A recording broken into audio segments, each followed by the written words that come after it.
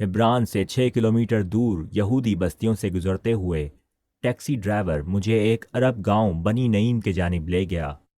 पहाड़ की चोटी पर वाक़े ये मकाम 951 मीटर की बुलंदी पर वाक़े है। एक रिवायत के मुताबिक एक बाज़ंतीनी गिरजे के ऊपर मस्जिद बनाई गई है, जो दरअसल हज़रत लूत अलैहिस्सलाम का मकबरा है। ये मस्जिद इस कस्बे का मरकज़ है। मकबरा मुस्ततीली मस्जिद के अंदर वाक़े है और इसके अपने मीनार और इहाता हैं। हज़रत लूत अलैहिस्सलाम के मकबरे का जिक्र पहली बार कदीम ईसाई आलिम सेंट जेरोम ने 4वीं सदी ईस्वी में किया। सेंट जेरोम का ताल्लुक यरूशलेम से था। मुसलमानों की रिवायत के मुताबिक सदूम जाने से पहले हज़रत लूत अलैहिस्सलाम बनी नईम में रहते थे।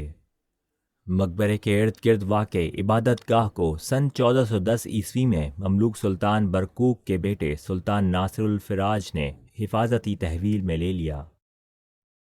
हज़रत लूत अलैहिस्सलाम की बेटियों के मकाबिर सिमत मुखालिफ में वाक़े एक करीबी पहाड़ी पर हैं। बनी नईम के जुनूब मशरिक में एक इबादत खाना हज़रत लूत अलैहिस्सलाम के नाम से कायम किया गया है, जिसे मकाम नबी यतीन कहते हैं।